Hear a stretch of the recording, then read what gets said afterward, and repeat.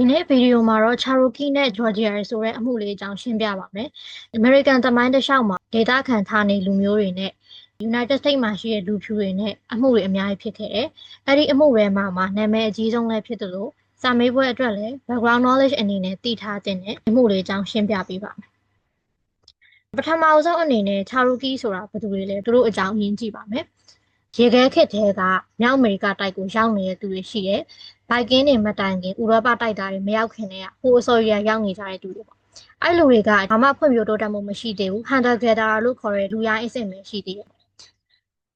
ပုံမှန်ဆိုလို့ရှိရင်အာရှတိုက်နဲ့မြောက်အမေရိကတိုက်ကြားမှာပင်လယ်ချနေတာဆိုတော့တစ်ဖက်နဲ့တစ်ဖက်သွားလို့မရဘူး။အဲ့တုန်းကကြတော့ဒီမှာရေးထားသလိုမျိုးရေခဲခေတ်ဖြစ်တဲ့အတွက်ကြောင့်မို့လို့တိုက်နှစ်ခုကရေတွေခဲပြီးတော့ဆက်သွားတယ်ပေါ့။ဆက်သွားတဲ့အခါမှာဒီလူရိုင်းတွေကစာရှိုင်းနဲ့အဲ့ဒီမြောက်အမေရိကတိုက်ဘက်ကိုရောက်သွားရောက်လဲသွားရောသူတို့ကဟိုတစုဒီတစုနေကြရင်လည်းကြာလာတဲ့အခါမှာလူမျိုးစုလေးတွေဆိုပြီးတော့မှဖြစ်ပေါ်လာကြပါတယ်အခုခေတ်မှာတော့အဲ့ဒီလူတွေကို Native American လို့နာမည်တစ်ခုပေးထားပြီးတော့ခေါ်တယ်အမှုဖြစ်တဲ့ Cherokee ဆိုတာကလည်း Native American လူမျိုးစုတွေထဲကတစ်ခုပါပဲ။သူကကြတော့ဒီ Native American တွေထဲမှာတော်တော်လေးကိုလူမျိုးစုအကြီးလို့ပြောလို့ရတယ်ပေါ့နော်။လူကြီးအများကြီးလူမျိုးစုဒီဟာလေးက United States ရဲ့မြေပုံပါပြည်နယ်အခု90ရှိ United States ရဲ့အရှေ့ဘက်မှာကျတော့ Atlantic သမုဒ္ဒရာရှိပါတယ်။အဲဒီ Atlantic သမုဒ္ဒရာနဲ့ထိစပ်နေတဲ့ East Coast အရှေ့ဘက်ကမ်းရိုးတန်းမှာပြည်နယ်ရှိတယ်။အဲ့ဒီထဲမှာGeorgia ဆိုတဲ့ပြည်နယ် Cherokee တွေက Georgia ရဲ့အခုဝိုင်းပြထားတဲ့နေရာလေးဒီနားလောက်လေးမှာနေကြတာပါ။ American နိုင်ငံမှာကအစိုးရကိုနှစ်ဆင့်ခွဲထားတယ် Federal Government ကကြတော့သူကတနိုင်ငံလုံးအုပ်ချုပ်တဲ့အစိုးရပြည်နယ်အလိုက်ဖွဲ့ထားတဲ့ State Government လေးရှိတယ်။အဲ့တော့ Florida မှာလည်း Florida State Government ရှိတယ်။ Georgia မှာလည်း Georgia State Government ရှိတာပေါ့။ Georgia ကထုတ်တဲ့ပြည်နယ်ဥပဒေကို Georgia မှာရှိတဲ့လူမှန်သမျှလိုက်နာရပါတယ်။ဒါမဲ့ Cherokee လိုမျိုး Native American တွေကတော့ချွင်းချက်ပါ။သူတို့ကဒေသခံလူမျိုးစုတွေဖြစ်တဲ့အတွက်သူတို့လူမျိုးနဲ့ပတ်သက်တဲ့ကိစ္စသူတို့ဘာသာသူတို့ဖြေရှင်းလို့ရတယ်။အုပ်ချုပ်ရေးပိုင်းနဲ့သူတို့ဘာသာသူတို့လုပ်လို့ရတယ်။ Georgia ထဲမှာရှိနေပေမဲ့ Georgia ပြည်နယ်ကထုတ်တဲ့ဥပဒေကိုလိုက်နာစရာမလိုပါဘူး။ American ကအခုချိန်မှသာလူမျိုးရေးမခွဲခြားအောင်လို့ပါတော့လူသားချင်းစာနာမှုပါအဲ့လိုမျိုးပြောနေတာ။ဟိုးရင်ခေတ်တုန်းကလူဖြူကအကုန်လုံးထက်သားတယ်ပေါ့။အာရှသားတွေကိုလည်းနှိမ်တယ်။ African ကလာတဲ့လူမဲတွေကိုလည်းနှိမ်တယ်။ Cherokee တွေလိုမျိုး Native American တွေကိုလည်းသူကနှိမ်တယ်။သူ့နဲ့နေလာရင်းနဲ့ဒီ Georgia မှာရှိတဲ့လူဖြူတွေကဘာလုပ်ချင်လဲဆိုတော့သူရွှေလိုက်ရှာရင်းနဲ့ရွှေကြောCherokee တွေရှိတဲ့နေရာဘက်ကိုဦးတည်ပြီးတော့သွားတယ်ဆိုတာတွေ့သွားတယ်။အဲ့တော့ဒီနေရာမှာရွှေအများကြီးရှိလောက်မယ်လို့သူတို့ထင်တယ်။စိုက်ပျိုးမြေဆိုရင်လည်း Cherokee တွေရှိနေတဲ့နေရာနားကပို့ပြီးတော့မှစိုက်ပျိုးရေးဖြစ်ထွန်းတယ်။ဒါကြောင့်မို့လို့သူတို့ကအဲ့ဒီမြေတွေကိုလိုချင်တယ်။အဓိကလိုချင်တဲ့အကြောင်းရင်းကတော့ရွှေနဲ့စိုက်ပျိုးရေးလုပ်ချင်လို့ပေါ့။တိုက်ဆိုင်ဒီ American အစိုးရကလည်း1830မှာ Indian Removal Act ဆိုပြီးတော့ထုတ်လိုက်တယ်။အဲ့ဒီဥပဒေအရCherokee အပါအဝင် Native American လူမျိုးစုတွေအကုန်လုံးကိုပေါ့နော်နေရာရွှေ့ခိုင်းလို့ရတယ်။ဒီလိုနဲ့ Georgia ပြည်နယ်ကလည်းစလုပ်တော့တာပေါ့။ Cherokee ကိုတွားပြောရင်မင်းတို့တွေနေရာဖယ်ပြီးဆိုပြီးတော့တွားပြောတယ်။အမှအမှုစဖြစ်တာပါ။ Georgia ပြည်နယ်ကအဲ့လိုမျိုးကြီးတွားပြောတော့ Cherokee တွေဘက်ကလည်းမခံနိုင်ဘူး။ဘာကြောင့်လဲဆိုတော့ American အစိုးရကိုယ်တိုင်ပြောထားတာသူတို့တွေက Georgia ဥပဒေကိုလိုက်နာကြမလို့ဘူး။သူ့လိုမျိုးဆိုကိစ္စသူ့ဘာသာသူကိုင်တွယ်ဖြေရှင်းလို့ရတယ်ကိုယ့်ဘာကိုကြိုက်သလိုနေလို့ရတယ်ပေါ့အဲ့လိုမျိုးကြီးပြောထားအခု Georgia ဒီလိုမျိုးလောက်တာစီးကြော်ရလို့ထင်တယ်ပေါ့စီးကြော်ရလို့ထင်တဲ့အတွက်ဒီ Supreme Court ကိုတွားကြပါတယ် Supreme Court ဆိုတာ American တနိုင်ငံလုံးမှာအမြင့်ဆုံးတရားရုံးချုပ်အဲ့ကိုတွားပြီးတော့မှ Cherokee တွေက Georgia ပြည်နယ်တစ်ခုလုံးကိုတရားစွဲလိုက်ပါတယ်သူတို့အဓိကတရားစွဲရတဲ့အကြောင်းရင်းကတော့အခုလိုမျိုးမြေတွေလာပြီးကျူးကျော်နေတာရက်ခိုင်းမှုအဲ့လိုနဲ့တရားရုံးချုပ်ကိုရောက်တယ်တရားရုံးချုပ်ကလည်းဒီ American တနိုင်ငံလုံးမှာအမြင့်ဆုံးဆိုသူက crash လို့ပဲနည်းနည်းတော့ခြေရပေါ့လာသမျှအမှုတွေကမရှင်းပေးဘူးပေါ့နော်ဒီမှုကိုတော့ရှင်းပေးမယ်ဒီမှုကိုတော့မရှင်းပေးဘူးအဲ့လိုမျိုးခေါင်းခေါက်ရွေးရ Cherokee နဲ့ Georgia အမှုကိုကြောက်မရှင်းပေးနိုင်ဘူးဆိုပြီးတော့ညင်းလိုက်တယ်ညင်းလိုက်ရတဲ့အကြောင်းရင်းကဘာလဲဆိုတော့အောက်မှာဆက်ရှင်းပြမယ်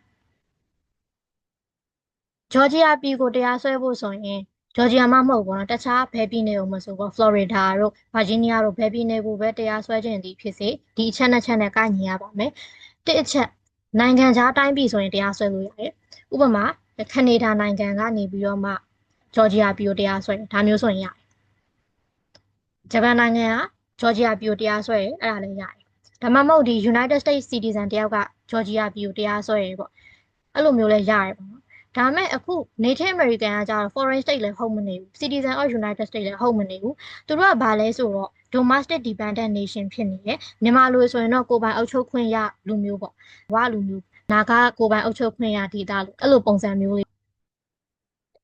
ဘာကြောင့်လဲဆိုတော့ဒီ Cherokee တွေကဘယ်မှာနေလဲဆိုတော့ US ရဲ့ပိုင်နက်ထဲမှာဖြစ်တဲ့ Georgia ပြည်နယ်ရဲ့နေရာထဲမှာရှိနေတာအဲ့ဒါကြောင့်နိုင်ငံခြားတိုင်းပြည်လို့လည်းသတ်မှတ်လို့မရဘူး United States နိုင်ငံသားလားဆိုတော့လည်းမဟုတ်ဘူးသူတို့ဘာသူတို့တိုင်းရင်းသားလူမျိုးစုတွေဆိုပြီးတော့တီးတိန်နေကြတာ US citizen တွေဟုတ်မနေဘူးဒါကြောင့်မို့လို့ Cherokee တွေကဒီနှစ်ချက်နဲ့မကိုက်ညီတဲ့အတွက်ကြောင့်မို့လို့တရားရုံးမှာလာပြီးတော့တရားစွဲလို့မရဘူးဆိုပြီးတော့ပယ်ချလိုက်တယ်အမှုကတော့ဒီမှာရင်အဆုံးသတ်သွားတယ်တရားသူကြီးကမစစ်ပေးဘူးဆိုပြီးပယ်ချလိုက်တာဒါပေမဲ့နောက်ပိုင်းမှာ Cherokee လိုမျိုး Native American တွေဘဝကဘာဆက်ဖြစ်သွားလဲဆိုတာ background knowledge အနေနဲ့နည်းနည်းဆက်ပြောပြပါမယ်အဲ့ချိန်တော့အမေရိကန်သမ္မတကဒီ Andrew Jackson လို့ခေါ်တဲ့သူ Andrew Jackson ကကြတော့သူကလူဖြူအစွန်းရောက်ဖြစ်တယ်လူဖြူအစွန်းရောက်ဖြစ်တဲ့အတွက်သူကဒီ Indian Removal Act ကိုတအားကြိုက်တာ Native American တွေကလည်းပေါ့နော်သူတို့နေရာအတင်းလာဖယ်ခိုင်းတော့မဖယ်ပေးခြင်းဘူးခေါင်းမမာနဲ့ပဲအမှကုတ်ကပ်ပြီးနေနေအဲ့ဒါနဲ့သူကဘာလုပ်လဲဆိုတော့ American မှာကြတော့သမ္မတကဒီစစ်ဦးစီးချုပ်လေစစ်တပ်အမိတ်ပေးလို့ရတယ်အဲ့တော့သူကစစ်တပ်လွှတ်ပြီးတော့မှ Native American တွေကိုအတင်းရွှေ့ခိုင်းတာရာသီဥတုအခြေအနေတော်တော်ဆိုးတဲ့ခြားကနေရွှေ့ရဆိုတော့လမ်းမှာလူတွေတေကုန်ကြတာပေါ့ဒီလိုမျိုး Native American တွေထောင်နဲ့ချီတည်ခဲ့ကြတဲ့ဖြစ်ရပ်ကို Trail of Tears ဆိုပြီးတော့ခေါ်ပါတယ်ယနေ့ခေတ်မှာဆိုရင်ဘယ်လိုဖြစ်သွားလဲဆိုတော့ Native American တွေကပေါ့ US ရွှေ့ခိုင်းတဲ့နေရာကိုရွှေ့ရတယ်။အချုပ်အခြာအာဏာအနေနဲ့ကတော့ကိုယ်ပိုင်အုပ်ချုပ်ခွင့်ရလူမျိုးစုတွေအနေနဲ့ဆက်ပြီးတော့ရှိနေတော့မယ်။ဒီအမှုအကြောင်းကိုအကျဉ်းချုပ်ပြန်ပြောပေးရမယ်ဆိုလို့ရှိရင်ဂျော်ဂျီယာက Cherokee ရဲ့မြို့သွားကျူးကျော်တယ်။ Cherokee ကဒီ Supreme Court သွားတိုင်တယ်။တရားသူကြီးကအမှုမရှင်းပေးနိုင်ဆိုပြီးတော့ညှင်းလိုက်လို့အပိုင်းတင်နဲ့ဆက်တင်သွားပါတယ်။ဒီအမှုနဲ့ပတ်သက်တဲ့ vocabulary လေးထည့်ပေးထားပါတယ်။ vocabulary အကြောင်းမပြောခင်မှာနည်းနည်းကြော်ညာလေးဝင်ပါမယ်။ ဒီချက်စီမှာ101 class တက်လို့ရတယ်။အသေးစိတ်သိချင်ရင်တော့ဒီမှာပြထားတဲ့ Telegram number ရဲ့ username ရဲ့ရိုက်ရှာပြီးတော့မှလာမေးလို့ရပါတယ်။ teacher profile တောင်းကြည့်လို့လည်းရတယ်လို့တခြားအတန်းနဲ့ပတ်သက်ပြီးတော့စုံစမ်းချင်တာတွေလာစုံစမ်းလို့ရပါတယ်။ဒါလေးတွေကတော့ဒီအမှုနဲ့ဆိုင်တဲ့ vocabulary ပါ hunter gatherer ဆိုတာကကြတော့ပိုးရင်ကားပေါ့စိုက်ပျိုးရေးလူရမလုပ်ကြသေးဘူးစိုက်ပျိုးရေးမလုပ်နိုင်ခင်တော့ဘာလုပ်လဲဆိုတော့သူတောထဲမှာအမဲလိုက်တယ်ပြီးရင်အသီးတွေပါဒီတိုင်းရှာစားတယ်ပေါ့အဲ့ဒါ hunter gatherer လို့ခေါ်တယ်နောက်ပိုင်းကျမှတဖြည်းဖြည်းနဲ့တိုးတက်လာပြီးတော့သူစိုက်ပျိုးရေးစားလုပ်စိုက်ပျိုးရေးလုပ်တော့မှအခြေတကျနေထိုင်ပြီးတော့ရွာတွေမြို့တွေပေါ်ပေါက်ပြီးတော့ဒီနေ့ခေတ်အခြေအနေထိဖြစ်လာတာပေါ့ Native American ဆိုတာ native ကဒေသခံဌာနေလို့အဓိပ္ပာယ်ရတယ်ပေါ့နော်။ဘာကြောင့် Native American လို့ခေါ်လဲဆိုတော့သူတို့ကဒီအမေရိကတိုက်မှာအစောဆုံးနေထိုင်ခဲ့တဲ့သူတွေလူသားတွေဖြစ်နေလို့ပါ။ဒီလိုမျိုးရေးထားရင်လည်းဒီ tribe ဆိုတာလည်း Native American ကိုပဲရည်ညွှန်းခြင်းတယ်ဆိုတာသိထားရပါမယ်။နောက်ပိုင်းစာပိုက်တွေမှာစလုံးတွေးလာတယ်။ tribe ဆိုပြီးတော့ရေးထားရင်အဲ Native American တွေကိုပြောတာပါ။ Indian Removal Act ဒါကတော့ဆွမ်းနာကစာပိုက်ထဲမှာရှင်းပြပြီးပြီ Native American တွေကိုနေရာရွှေ့ခိုင်းတဲ့ဥပဒေပေါ့ဒါလေးကကြတော့တရားစီရင်ခွင့် Trail of Tears ကကြတော့ဒီ Indian Removal Act ဥပဒေရဲ့နောက်ဆက်တွဲလို့ပြောလို့ရပါတယ် cause and effect မေးခြင်းမေးလို့ရတယ်နေရာရွှေ့ခိုင်းတဲ့အခါမှာလမ်းမှာပေါ့နော်အစာငတ်ရည်နဲ့ပြင်ရာသီဥတုဒဏ်ခံရလို့ Native American တွေအများကြီးတည်တာပေါ့ဒါကိုသူတို့ကကြပြဆန်ဆန်နာမည်လေး Trail of Tears ဆိုပြီးတော့ပေးလိုက်တာအောက်ဆုံးတစ်ခုက domestic dependent nation ပါသူ့ရဲ့သဘောကကြတော့ဒီ United States အစိုးရရဲ့လက်အောက်မှာပဲရှိတယ်ဒါပေမဲ့သူ့ဘာသာသူကိုယ်ပိုင်အုပ်ချုပ်ခွင့်ပေးထားတယ်လွတ်လပ်ခွင့်ပေးတင်တဲ့လောက်ပေးထားတယ်အဲ့ဒါလေးပါဒီမှုကတော့အစအဆုံးဒီလောက်ပါပဲအခုရှင်းပြသွားတဲ့ဗီဒီယိုမှာနားမလည်တာရှိလို့ရှိရင်လာမေးလို့ရတယ်ဒါမှမဟုတ်ပေါ့နော်နောက်ထပ်ရှင်းပြစေချင်တဲ့ topic တွေရှိရဆိုလို့ရှိရင်လည်းရေးပေးခဲ့လို့ရပါတယ်